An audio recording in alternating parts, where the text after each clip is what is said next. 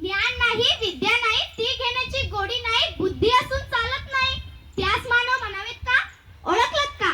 मी आज सावित्री सावित्री ज्योतिबा फुले, अवघ्या सातारा जिल्ह्यातील खंडाळा तालुक्यातील नायगावच्या खंडोजी नेवासे पाटलांची मी कन्या. अवघ्या 9व्या वर्षी माझा विवाह ज्योतिराव फुले या माणसाशी झाला. आणि हळूहळू मला कळायला लागलं की ज्या माणसाशी माझं लग्न झालंय ना, ते काय सर्वसामान्य माणूस नाही, तर या जगाला ऊर्जा देणारे एक क्रांती सूर्यच आहे. त्यावेळी बाईंनी उंबरा ओलांडायची पद्धत नव्हती. बाईच्या जातीनं कसं आपण भलं, आपलं घर भलं आणि आपल्या घरातील चूल, स्त्री पुरुष उच्च नीच असा लय भेदभाव होता. आणि या सर्वांवर ना एकच उपाय होता, ते म्हणजे शिक्षण. शिक्षणाचा ध्यास हा एकच विचार होता ज्योतिरावांच्या मनात. असंच एकदा शिक्षणाचा प्रसार करण्यासाठी एका शाळेत गेले होते आणि तेथील फरड नावाच्या एका ब्रिटिश मॅडम त्यांना म्हणाल्या, मिस्टर फुले, तुम्हाला शिक्षणाचा प्रसार करायचा आहे ना, so educated women first, because if a women educated the whole house will be educated. पण तुम्ही माणसं वुमेनला घराच्या बाहेरच पडू देत नाही. So bad mister Phule. झालं, ते घरी आले आणि आले की माझ्याकडं पाटी पेन्सिल घेऊन आणि मला म्हणाले, सावित्री, आजपासून मी तुला शिकवणार. आणि सुरू झाला माझा अभ्यास. काना, मात्रा, वेलांटी, आकार, उकार, बेक बे, बेदुने 4, बेत्रिक 6, सार सार सार. मी लिहायला शिकले, वाचायला शिकले आणि मी काव्य देखील रचू लागले. आणि अशातच 1 जानेवारी, होय शनिवारी 1 जानेवारी 1848 ला आम्ही पुण्यातील भिडेवाड्यात मुलींसाठी पहिली शाळा सुरू केली. आणि मी पहिली शिक्षिका आणि मुख्याध्यापिका सुद्धा. शेळपटासारखं जगाल ना तर काम तमाम होईल. शेळपटासारखं जगाल ना तर काम तमाम होईल. आणि वाघासारखं जगाल ना तरच नाव होईल. आणि वाघासारखं जगाल ना तरच नाव होईल. पण लोकांचं मात्र, पण समाजाचं मात्र धर्म बुडाला म्हणून कोल्हेकुई सुरू होती. अहो, एखाद्या सर्वसामान्य माणसाने जर शिक्षण घेतलं तर त्यात कोणता धर्म बुडतो? इतका तकलादू असू शकतो का धर्म? अहो, धर्मासाठी माणूस असतो की माणसासाठी धर्म? अहो, धर्मासाठी माणूस असतो की माणसासाठी धर्म? आणि मी शाळेत जाताना माझ्या अंगावरती शेण फेकलं, मी सहन केलं. माझ्या अंगावरती चिखल फेकला, तरीही मी सहन केलं. पण आता माझ्या सहनशीलतेचा अंत झाला होता. आणि अशातच अचानक एक माणूस माझ्या समोर येतो आणि मला म्हणतो, अगं टावळे, कुठे निघालीस? आधी आमच्या पोरीबाईंना शिकवणं बंद कर. तुला तुझी आबरू प्यारी आहे की ते शिक्षण?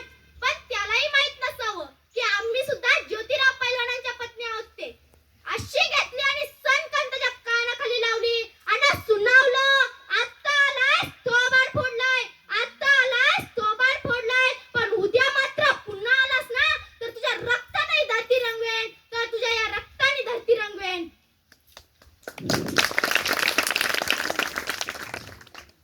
तर या रक्तानं तुझी धरती रंगवेन. स्त्री कोणत्याही जातीची व धर्माची असो, ती नेहमीच अत्याचाराला बळी पडत आलेली आहे. अहो, एखाद्या स्त्रीचा नवरा वारला म्हणून तिने सती जायचं? अहो, आपला नवरा वारला यात तिचे काय दोष असतो? आणि यासाठी आम्ही काम केलं. त्यानंतर विधवा महिला काशीबाई हिच्या मुलाला म्हणजेच यशवंताला आम्ही दत्तक घेतलं. त्याला वाढवलं, मोठं केलं. त्याच्या तुरु पावलांनी अंगण कसं फुलून जायचं. त्याला वाढवलं, मोठं केलं, डॉक्टरही बनवलं. आणि अशातच पुण्यात प्लेगची साथ पसरली होती. काखेत गाठ येऊन लोक धडाधड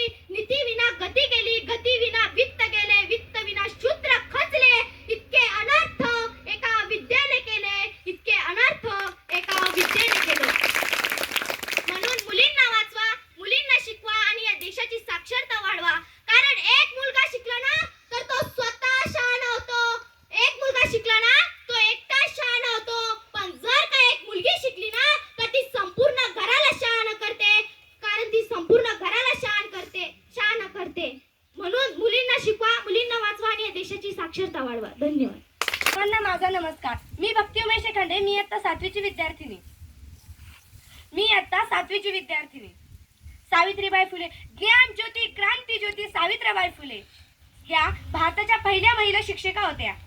त्यांचा जन्म 3 जानेवारी 1831 रोजी या सातारा जिल्ह्यातील नायगाव येथे झाला.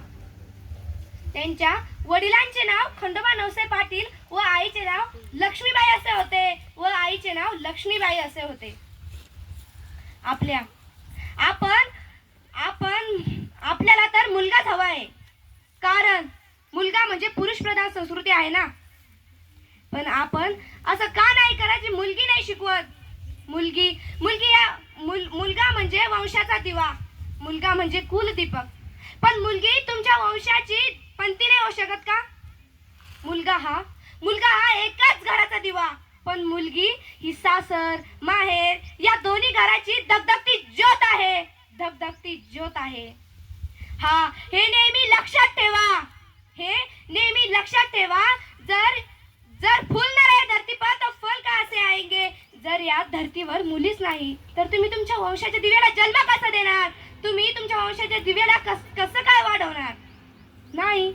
पण आपल्याला मुलगाच हवाय ना.